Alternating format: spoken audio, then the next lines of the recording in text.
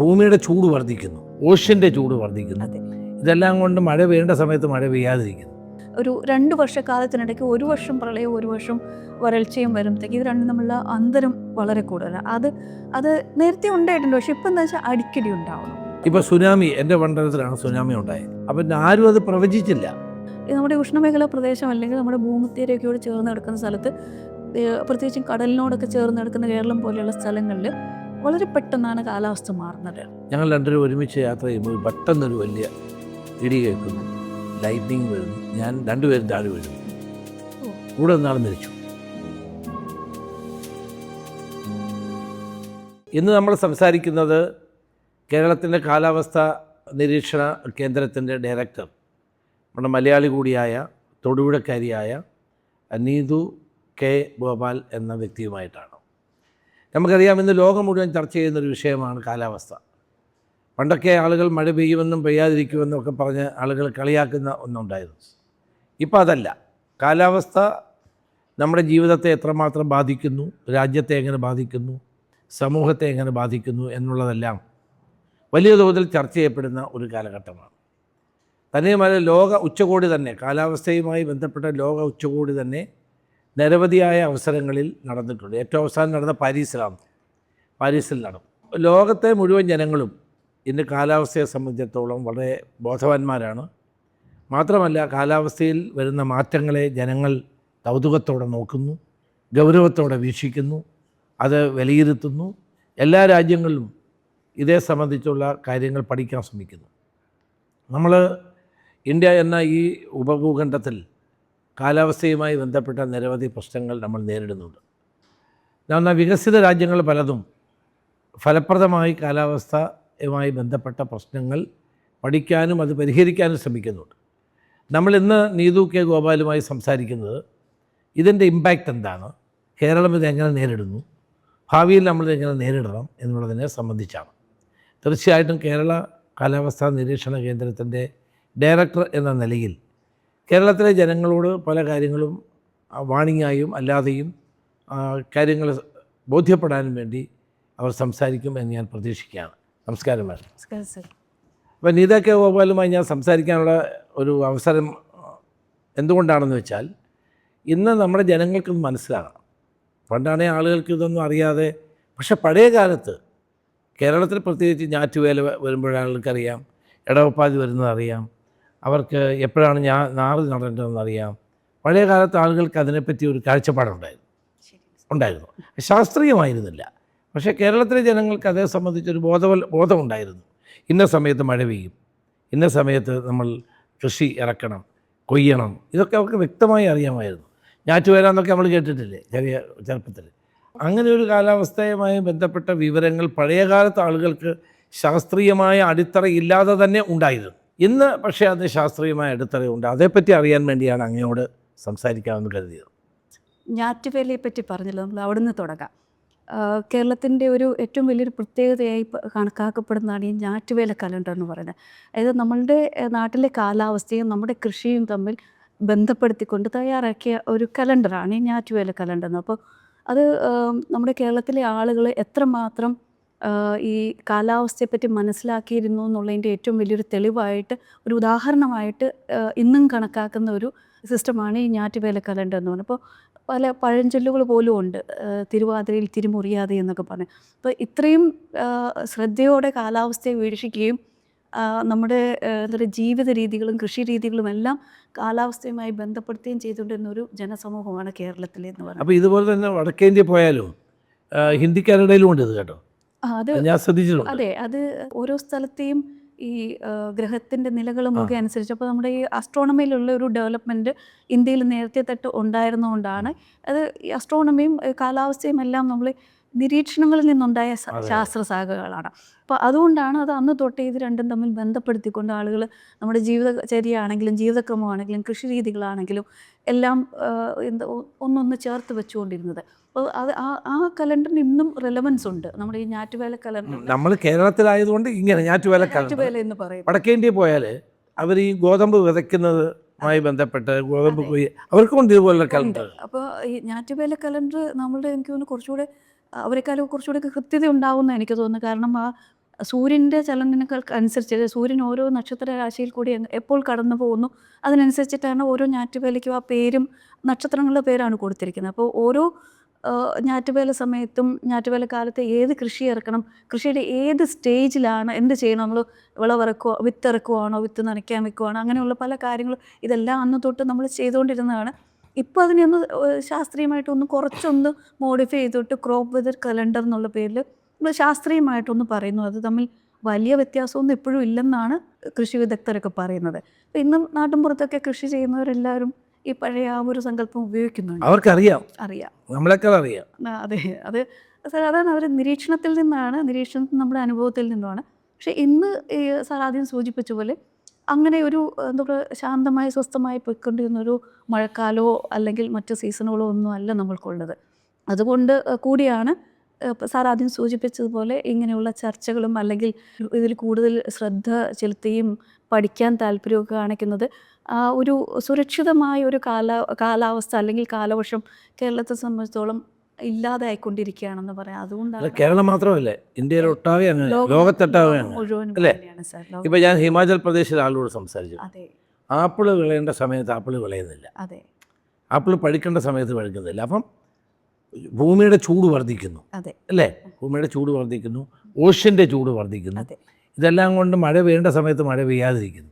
അതെ. മഴ പെയ്യുന്ന സമയത്തിൽ മാറ്റം വരുന്നുണ്ട്, മാറ്റം മഴ അളവിൽ വ്യത്യാസം വരുന്നുണ്ട്, പാറ്റേൺ മൊത്തത്തിലൊന്ന് മാറിയിട്ടുണ്ട്. അപ്പോൾ അത് എപ്പോഴും നമ്മളെല്ലാം ഇപ്പോഴും എന്താ പറയുക, എപ്പോഴും പറഞ്ഞ് തന്നെ അർത്ഥം കുറഞ്ഞിട്ട് അല്ലെങ്കിൽ അതിൻ്റെ എന്താ പറയുക അതിൻ്റെ ഒരു റെലവൻസ് പോയിട്ടില്ല. നമ്മൾ ഗ്ലോബൽ വാർമിംഗ് അല്ലെങ്കിൽ ആഗോള താപനം എന്ന് എപ്പോഴും പറയുന്നുണ്ട്. അതൊരു യാഥാർത്ഥ്യമാണ്. പിന്നെ ഇപ്പോൾ എന്താണെന്ന് വെച്ചാൽ ഈ ഗ്ലോബൽ വാർമിങ്ങിൻ്റെ പ്രധാന കാരണം കാർബൺ എമിഷൻ വർദ്ധിക്കുന്നതാണോ? ഇപ്പം നമ്മൾക്ക് അങ്ങനെ പറയേണ്ടത് ഇത് സ്വാഭാവികമായിട്ടും ഭൂമിയിൽ ഈ കാലാവസ്ഥ മാറ്റം നേരത്തെ ഉണ്ടായിട്ടുണ്ട്. എന്താ പറയുക, ചില ജനസുകളൊക്കെ ഇല്ലാതായിട്ടുണ്ട്. പല രീതിയിൽ ഇതിനേക്കാളും കൂടിയ സമയങ്ങളും ഒക്കെ ഒത്തിരി മില്യൺ കണക്കിന് വർഷങ്ങൾക്ക് മുമ്പ് അങ്ങനെയൊക്കെ ഉണ്ട്. അത് സ്വാഭാവികമായ പ്രകൃതിയിലുണ്ടായിരുന്ന മാറ്റമായിരുന്നു. ഇപ്പോഴെന്താ സംഭവിച്ചത്, നമ്മുടെ ഈ ഫ്രഞ്ച് റെവല്യൂഷന് ശേഷം അല്ലെങ്കിൽ നമ്മുടെ എന്താ വ്യാവസായിക വിപ്ലവത്തിന് ശേഷം നമ്മൾ യന്ത്രവൽക്കരണം വന്നു. അപ്പോൾ അതുകൊണ്ട് നമ്മൾ ഉപയോഗിക്കുന്ന ഈ യന്ത്രങ്ങളിൽ നിന്നുള്ള മാലിന്യങ്ങളൊക്കെ ഒത്തിരി കാർബൺ എമിഷൻസ്, ഫോസിൽ ഫ്യൂവലിൻ്റെ അല്ലെങ്കിൽ നമ്മുടെ പെട്രോളിയം പ്രോഡക്ട്സ് അങ്ങനെയുള്ള കാര്യങ്ങളൊക്കെ കൂടുതലായിട്ട് ഉപയോഗിക്കാൻ തുടങ്ങിയപ്പോൾ ഇങ്ങനെയുള്ള എമിഷൻസ് കൂടി. അതായത് മനുഷ്യൻ്റെ ഇടപെടലുകളുണ്ട് ഈ എമിഷൻസ് കൂടി. ഇപ്പം ഈ പ്രകൃതിയാൽ സംഭവിച്ചുകൊണ്ടിരുന്ന ഒരു മാറ്റത്തിന് കുറച്ച് സ്പീഡ് കൂടുകയാണ് ചെയ്തത്.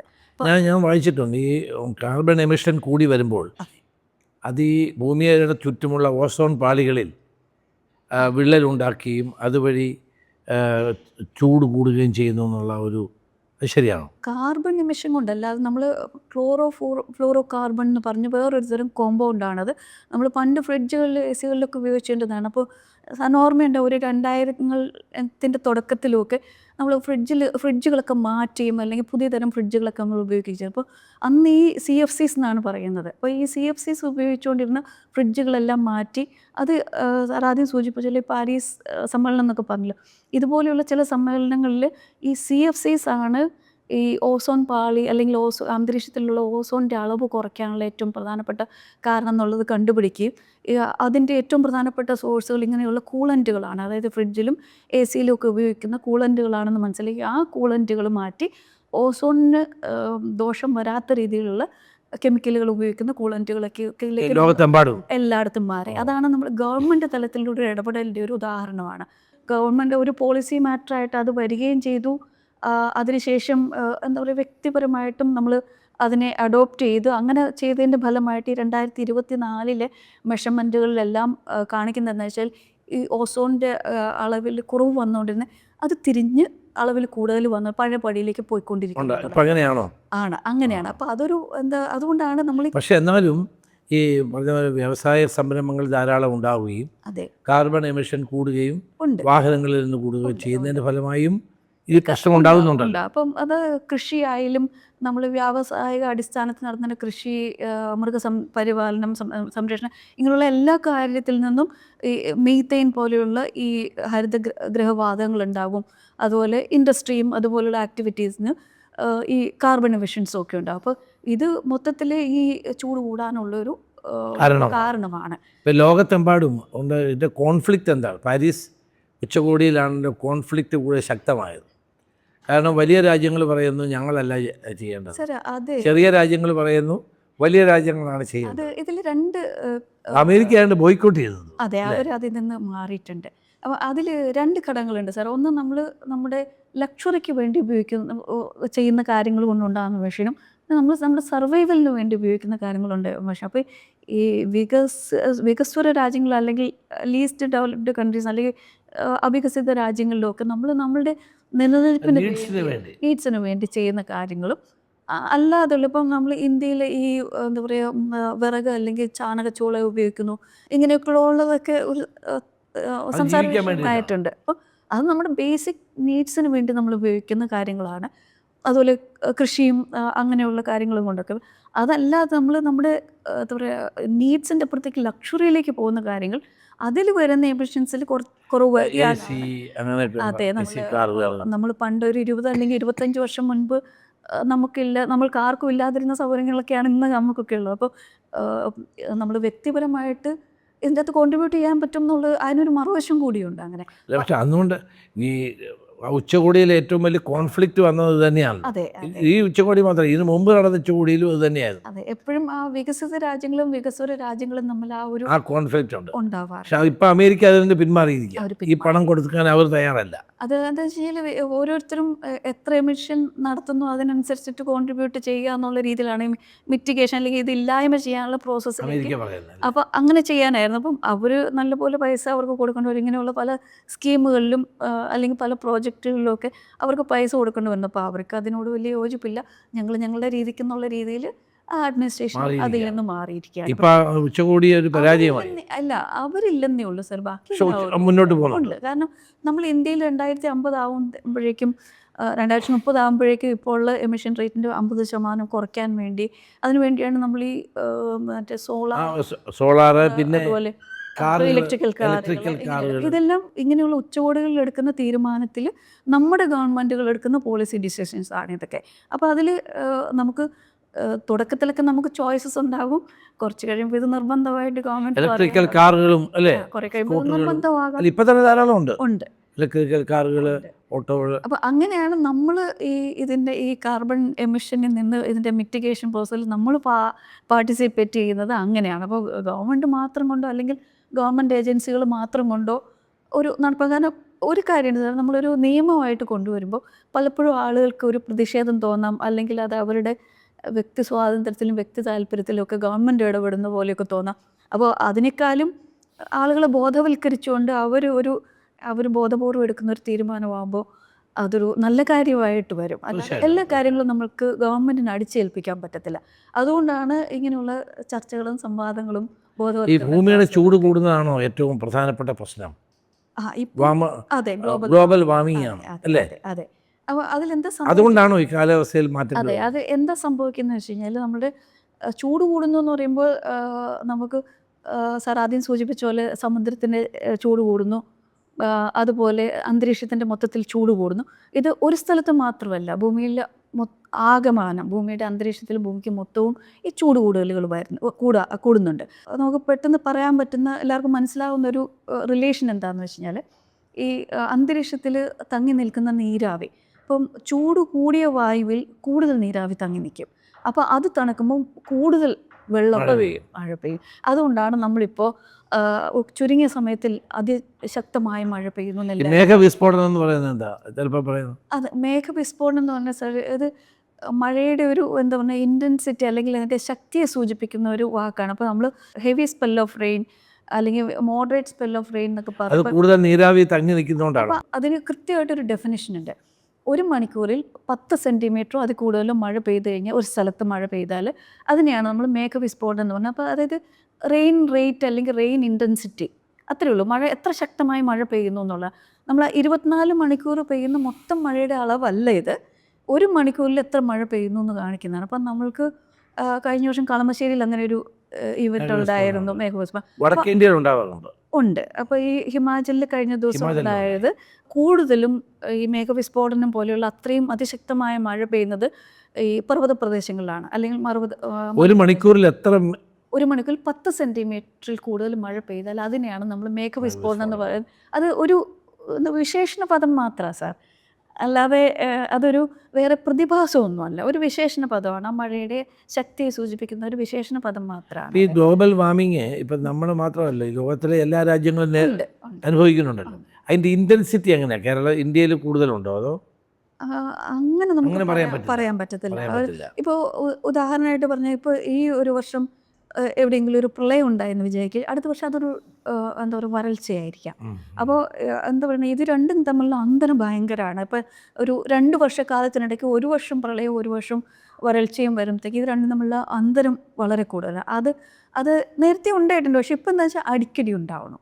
അതായത് വളരെ ഫ്രീക്വൻ്റ് ആയിട്ട് ഇങ്ങനെയുള്ള ഈ കാലാവസ്ഥയിൽ വരുന്ന മാറ്റം എന്ന് പറഞ്ഞാൽ അന്തരം എന്ന് പറഞ്ഞാൽ ഭയങ്കര കൂടുതലായിട്ട് വരുന്നു. അപ്പോൾ അതുകൊണ്ടാണ് നമ്മൾ എന്താ പറയുക ഈ കൂടുതൽ ഇതിലേക്ക് ശ്രദ്ധ കേന്ദ്രീകരിക്കുന്നത്. പണ്ടും ഇതുപോലെയുള്ള ഭയങ്കര വലിയ പ്രളയങ്ങളോ അല്ലെങ്കിൽ വരൾച്ചകളോ ഒക്കെ ഉണ്ടായിരുന്നു. പക്ഷെ അതിനിടയിലുള്ള ഗ്യാപ്പ് വളരെ കൂടുതലാണ്. ഇപ്പം എന്ന് പറഞ്ഞാൽ പഴയ ആൾ 99 വെള്ളപ്പൊക്കം അതെ എന്നൊക്കെ പറയുന്ന പോലെ, അല്ലെങ്കിൽ നമ്മൾ ഒരു 82 നമുക്കൊരു വരൾച്ച ഉണ്ടായത്. അപ്പോൾ ഇപ്പോൾ എന്ന് പറഞ്ഞു കഴിഞ്ഞാൽ അടിക്കടി മിക്കവാറും ഇപ്പം ഞാൻ എപ്പോഴും പറഞ്ഞ ഒരു കാര്യമാണ്, 2016 മുതലാണ് നമ്മുടെ കേരളത്തിലെ കാലാവസ്ഥയിൽ പ്രകടമായ മാറ്റം വന്നത്. അപ്പോൾ 2016 നമുക്ക് ചൂട് കൂടുതലുള്ളൊരു വർഷമായിരുന്നു അത്. 17 നമുക്ക് ഓഖി വന്നു, 18 പ്രളയം വന്നു, പ്രളയം വന്നു, 19 പ്രളയം വന്നു, പിന്നെ സുനാമി വന്നു ഇടയ്ക്ക്. അത് 2004 സുനാമി വന്നു. അപ്പോൾ അങ്ങനെ നമുക്കിപ്പോൾ കേരളത്തിൻ്റെ മാത്രം കാര്യം എടുക്കുകയാണെങ്കിൽ ഇപ്പോൾ 2024 നമുക്ക് പല കാരണങ്ങളുണ്ടായിരിക്കും നമുക്ക് ഈ ഉഷ്ണതരംഗം വന്നു. അപ്പോൾ നമുക്ക് എല്ലാ വർഷവും എന്തെങ്കിലും ഒരു എക്സ്ട്രീം വെതർ നമുക്ക് ഉണ്ടാവുന്നുണ്ട്. അപ്പോൾ നമ്മൾ ശരിക്കും ആ മാറിയ കാലാവസ്ഥയുടെ ദോഷഫലങ്ങൾ അനുഭവിച്ചുകൊണ്ടിരിക്കുന്ന ഒരു ഫേസാണിപ്പോൾ. അല്ല, അത് എന്തുകൊണ്ട് നമുക്ക് മുൻകൂട്ടി പറയാൻ പറ്റുന്നില്ല?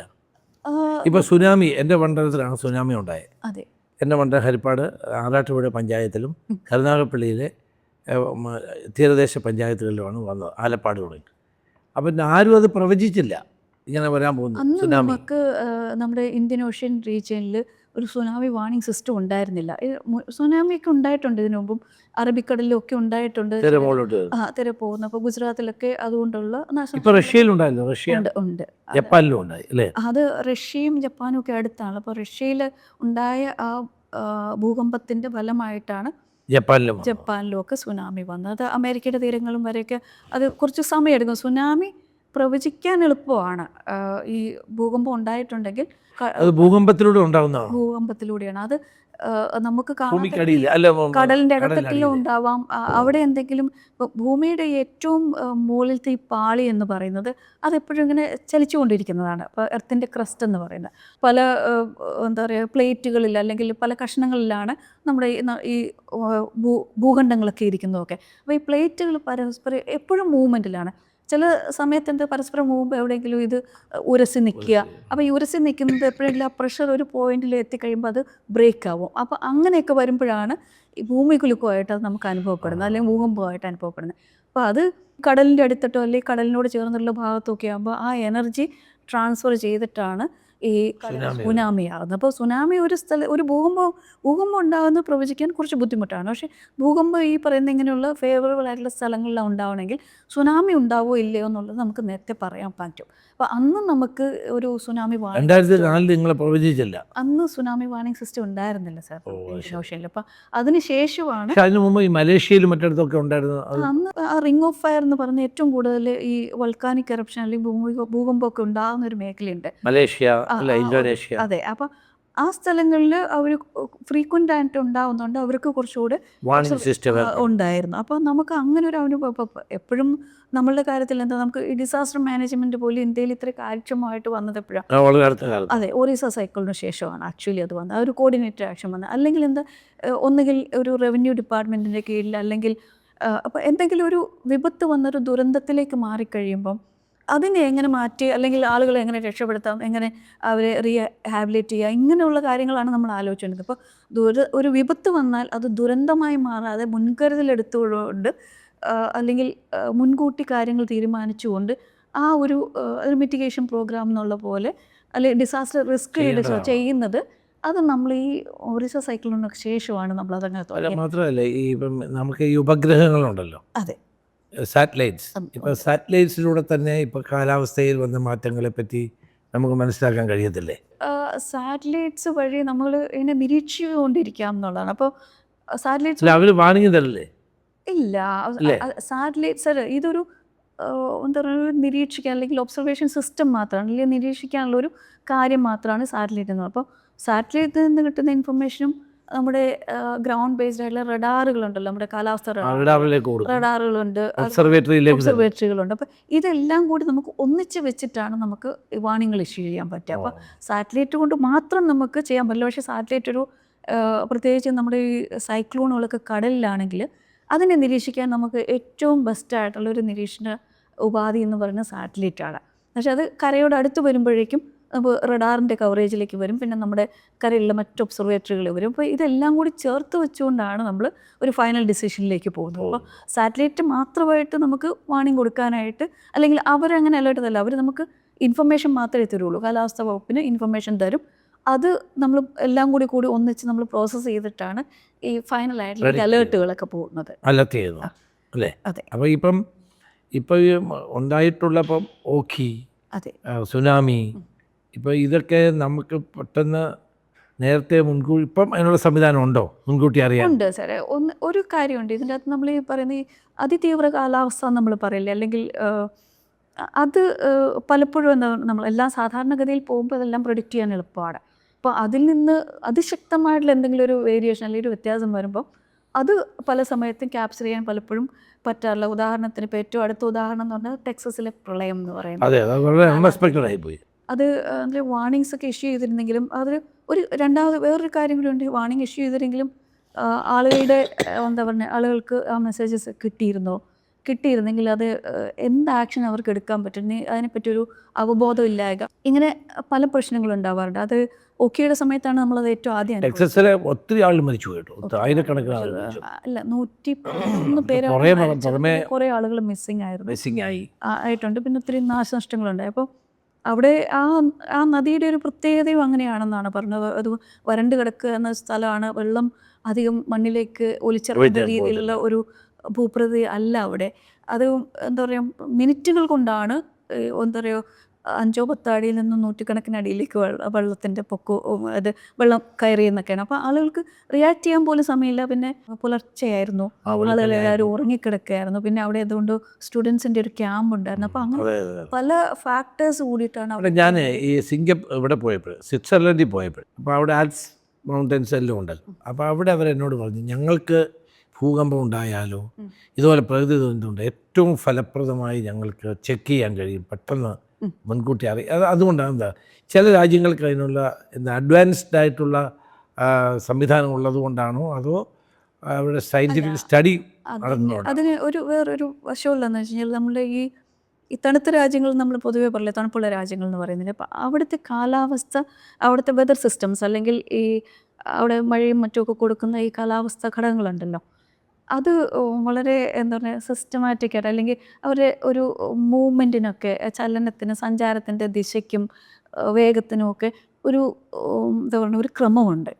അത് വളരെ സിസ്റ്റമാറ്റിക്കായിട്ടാണ് ഈ വെതർ സിസ്റ്റംസ് മൂവ് ചെയ്യുന്നത്. അപ്പോൾ അതുകൊണ്ട് തന്നെ അത് ഫോർകാസ്റ്റ് ചെയ്യാനും എളുപ്പമാണ്. അതുകൊണ്ടാണ് ഇപ്പം ഒരു ഉദാഹരണത്തിന് പറഞ്ഞാൽ നമ്മുടെ വടക്കേ ഇന്ത്യയിൽ പ്രവചിക്കാൻ എളുപ്പമാണ്. വിൻ്റർ സീസണിൽ പ്രത്യേകിച്ചും തണുപ്പുള്ള രാജ്യങ്ങളുണ്ടാകുന്ന അതേ വെതർ സിസ്റ്റംസാണ് വടക്കേ ഇന്ത്യയിൽ തണുപ്പ് ഉള്ളപ്പോൾ വരുന്നത്. അപ്പം നമുക്ക് കൃത്യമായിട്ട് പറയാം, ഇപ്പം ഇന്ന് ഉച്ചയ്ക്ക് ശേഷം മഴ തുടങ്ങുമെന്ന് പറഞ്ഞാൽ മഴ തുടങ്ങിയിട്ടുണ്ടാവും. അപ്പോൾ അതേ സമയത്ത് നമ്മുടെ ഈ ഉഷ്ണമേഖലാ പ്രദേശം, അല്ലെങ്കിൽ ഭൂമധ്യരേഖയോട് ചേർന്ന് കിടക്കുന്ന കേരളം പോലെയുള്ള സ്ഥലങ്ങളിൽ എന്ന് പറഞ്ഞാൽ ഇത് നോക്കി നിൽക്കുന്ന സമയത്താണ് എന്തെങ്കിലുമൊക്കെ ഉണ്ടാവുക. അത് എന്താ പറയുക, അതിനധികം നോട്ടീസ് പീരീഡ് ഉണ്ടാവില്ല. വളരെ പെട്ടെന്നാണ്. ഇപ്പോൾ 1 മണിക്കൂർ കൊണ്ട് ഒരു വലിയൊരു ഇടിയും മഴയും എല്ലാം വന്ന് ആ മേഘമൊക്കെ ഉണ്ടായി മഴയൊക്കെ പെയ്ത് 1 മണിക്കൂർ കൊണ്ട് എല്ലാം ശാന്തമാകാം. അപ്പോൾ അതൊക്കെ ഫോർകാസ്റ്റ് ചെയ്യുക എന്ന് പറഞ്ഞാൽ അത് സയൻസിൻ്റെയും കൂടി പരിമിതിയാണ്. അപ്പോൾ നമ്മളുടെ ഒരു രാജ്യം എന്ന നിലയ്ക്ക് നമുക്ക് എല്ലാ രീതിയിലുള്ള സംവിധാനങ്ങളുണ്ട്. പക്ഷേ നമ്മളുടെ ഇവിടുത്തെ ഞങ്ങൾ പറഞ്ഞ പ്രൊഡിക്റ്റബിലിറ്റി എന്താണെന്ന് വെച്ച് കഴിഞ്ഞാൽ, ഈ പ്രവചന സാധ്യത എത്രമാത്രം കൃത്യമായി നമ്മളിതിനെ പ്രവചിക്കാൻ പറ്റും എന്നുള്ളത്. അപ്പോൾ നമ്മുടെ ഉഷ്ണമേഖലാ പ്രദേശം, അല്ലെങ്കിൽ നമ്മുടെ ഭൂമധ്യരേഖയോട് ചേർന്ന് കിടക്കുന്ന സ്ഥലത്ത്, പ്രത്യേകിച്ചും കടലിനോടൊക്കെ ചേർന്ന് കിടക്കുന്ന കേരളം പോലെയുള്ള സ്ഥലങ്ങളിൽ വളരെ പെട്ടെന്നാണ് കാലാവസ്ഥ മാറുന്നത്. അത് പ്രവചിക്കാൻ പ്രയാസം. അതാണിപ്പോൾ ഒറീസയിൽ ഉണ്ടായത് തന്നെയാണ് അല്ലേ? അവരും കടലിനോട് ചേർന്ന് കിടക്കും. അല്ല, ഇപ്പോൾ സൈക്ലോണൊക്കെ നമുക്ക് പ്രവചിക്കാൻ വളരെ എളുപ്പമാണ് സാർ. ഇപ്പോൾ സൈക്ലോൺ ഇത്രയും നാൾ നമ്മൾ നമ്മുടെ രാജ്യത്തെ സംബന്ധിച്ചോളം സൈക്ലോൺ നമ്പർ 1 കില്ലറായിട്ടാണ് കണക്കാക്കപ്പെട്ടത്. ഇപ്പം സൈക്ലോണിനെ സത്യം പറഞ്ഞാൽ ആരും ഇപ്പം ഗൗനിക്കാറിയില്ല. ഇപ്പം ലൈറ്റ്നിങ് ആണ് ഏറ്റവും പ്രധാനപ്പെട്ട പ്രശ്നം. ലൈറ്റിങ്ങിന് ഈ പറയുന്ന പോലെ നമുക്ക് നോട്ടീസ് പീരീഡ് വളരെ കുറവാണ്. ഇപ്പം ലൈറ്റ്നിങ് ഉണ്ടാവും എന്ന് സാറ്റലൈറ്റ് വഴിയൊക്കെ നമുക്ക് അറിയിപ്പൊക്കെ കിട്ടിയാൽ പോലും ഈ പ്രത്യേകിച്ചും ബീഹാറിലും മധ്യപ്രദേശിലൊക്കെ കഴിഞ്ഞ ഈ വേനൽക്കാലത്ത് ഒത്തിരി പേര് മരിച്ചുപോയി. ഈ എനിക്കൊരു അനുഭവമാണ്. ഞാൻ കോട്ടയത്ത് പാർലമെൻറ്റിൽ നിൽക്കുമ്പോൾ സർ എൻ്റെ കൂടെയുള്ള അസംബ്ലി സ്ഥാനാർത്ഥി ഉണ്ടായിരുന്നു, തോമസ് ഷാരിഖാൻ്റെ ബ്രദർ. സർ ഞങ്ങൾ രണ്ടുപേരും ഒരുമിച്ച് യാത്ര ചെയ്യുമ്പോൾ പെട്ടെന്നൊരു വലിയ ഇടി കേൾക്കുന്നു, ലൈറ്റ്നിങ് വരുന്നു, ഞാൻ രണ്ടുപേരും താഴെ വീഴുന്നു. ഓ കൂടെ നിന്നാൾ മരിച്ചു. ബാബു ചാരിക്കാടൻ മരിച്ചു, ഞാൻ രക്ഷപ്പെടുന്നു. ഒരേപോലെ ഒരേ ജീപ്പിൽ നിൽക്കുകയാണ്. മനസ്സിലായി. അതെന്തുകൊണ്ടാണെന്ന് ഇതുവരെ ആർക്കും കണ്ടുപിടിക്കാൻ പറ്റിയിട്ടില്ല. എന്നൊക്കെ കുറച്ച് ടോളായിരുന്നു പുള്ളി, ഞാൻ കുറച്ച് പൊക്കക്കുറവായിരുന്നു. അതാ ലൈറ്റ്നിങ് എവിടെ കൃത്യമായിട്ട് സ്ട്രൈക്ക് ചെയ്യണമെന്ന് ഇപ്പോഴും നമുക്ക് ഏകദേശം ഒരു ഏരിയ വരെയൊക്കെ നമുക്ക് പറയാം. അല്ല, എന്തുകൊണ്ടാണ് സംഭവിക്കുന്നത്? അതാണ് നമ്മൾ ഈ ലൈറ്റ്നിങ് കൃത്യമായിട്ട് ഏത് പോയിന്റ് സ്ട്രൈക്ക് ചെയ്യുന്നതെന്ന് പറയാൻ ബുദ്ധിമുട്ടുണ്ട് ഇപ്പോഴും. ഒരു നമുക്ക് പൊതുവെ ഒരു ഏരിയ പറയാൻ പറ്റും. ഈ പഞ്ചായത്തിലെ ഈ ഭാഗത്ത് ലൈറ്റിംഗ് ഉണ്ടാവാനുള്ള സാധ്യത. അതും നമുക്ക് അധികം നോട്ടീസ് ഒന്നുമില്ല. ഒരു 10 അല്ലെങ്കിൽ മാക്സിമം നമുക്ക് 30 മിനിറ്റൊക്കെ മുൻപൊക്കെയാണ് പറയാൻ പറ്റുക. അപ്പം ഇപ്പോൾ ഈ കൃഷിക്കാരെയൊക്കെ സംബന്ധിച്ചിടത്തോളം അവർ പാടശേഖരങ്ങളിൽ ആ സമയത്ത് അവർക്ക് ആരാ ഈ മെസ്സേജ് കൊണ്ട് കൊടുക്കുന്നത്? അപ്പോൾ ഇപ്പം ഇന്ത്യ ഗവൺമെൻറ് എന്താ ആലോചിക്കുന്നതെന്ന് വെച്ച് കഴിഞ്ഞാൽ ഈ പഞ്ചായത്തിലെ പ്രധാനോ അല്ലെങ്കിൽ വാർഡ് മെമ്പർ പോലെയുള്ള ആളുകളെ അടുത്ത് മെസ്സേജ് കൊടുക്കുക, അവർ പോയി ആളുകൾക്ക് അറിയിക്കുക, അലർട്ട് ചെയ്യുക. അതാണ് ഏറ്റവും പ്രധാനം. ഈ പാടത്ത് പണിയെടുക്കുന്നവരോ അതിൽ മൊബൈലൊന്നും ഉണ്ടാവില്ല, അവർ മൊബൈൽ നോക്കാറും ഉണ്ടാവില്ല. പണിയെടുക്കുന്നവരല്ല, ആ സമയത്ത് പോകാതിരിക്കണം എന്ന് അവരോട് ആവശ്യം. ആ സമയത്ത് അവരോട്. അപ്പോൾ പിന്നെ ഒരു കാര്യമുണ്ട്, ഈ പാടത്ത് ജോലി എടുക്കുമ്പോൾ നമ്മൾ സാർ ആദ്യം പറഞ്ഞ പോലെ ഹൈറ്റിൻ്റെ പ്രശ്നം എന്ന് പറഞ്ഞില്ല. ഇപ്പം ഒരു സമതലത്തിലെ പ്രദേശത്ത് ഏറ്റവും കൂടുതൽ ഹൈറ്റുള്ള സ്ഥലത്താണ് സാധാരണഗതിയിൽ ഈ ഇടിമിന്നൽ ഏൽക്കുന്നത്. അപ്പോൾ ഒരു പാടത്ത് നിൽക്കുന്നതാണെങ്കിൽ ആളുകളുടെ പാടത്തിൻ്റെ സൈഡ് അപ്പോൾ ആളുകൾ ആണ് ഏറ്റവും ഹൈറ്റുള്ള ഒരു ഒബ്ജക്റ്റ് എന്ന് പറയുന്ന അവിടെ പാടത്ത് പണിയെടുക്കുന്ന ഈ ആളുകളായിരിക്കും. അപ്പം ലൈറ്റ്നിങ് സ്ട്രൈക്ക് ചെയ്യുന്നത് ആളുകളിലേക്ക്. അപ്പോൾ അവർ വെള്ളത്തിലായിരിക്കും നിൽക്കുക. വെള്ളം നല്ലൊരു കണ്ടക്ടറാണല്ലോ, എന്ന് വെച്ചാൽ വൈദ്യുതി ചാലകമാണല്ലോ. അപ്പോൾ വെള്ളത്തിൽ നിന്ന് ഒരു ഗ്രൂപ്പായിട്ട് ആളുകൾ ഇങ്ങനെ ജോലി എടുക്കുമ്പോൾ ആരുടെ അടുത്തെങ്കിലും അല്ലെങ്കിൽ പാടത്ത് എവിടെയെങ്കിലോ അല്ലെങ്കിൽ ആരെങ്കിലും ഒരാളുടെ ദേഹത്ത് ഈ ലൈറ്റ്നിങ് പതിച്ചാലും കൂട്ടമായിട്ട് ഇങ്ങനെയുള്ള അപകടം ഉണ്ടാകാനുള്ള സാധ്യതയുണ്ട്. അതാണ് ഈ ബീഹാറിലും മധ്യപ്രദേശിലുമൊക്കെ കൂടുതൽ. അപ്പോൾ ലൈറ്റ്നിങ് ആണ് ഇപ്പോഴും നമ്മളെ സംബന്ധിച്ചിടത്തോളം ഏറ്റവും പ്രധാനപ്പെട്ട പ്രശ്നം.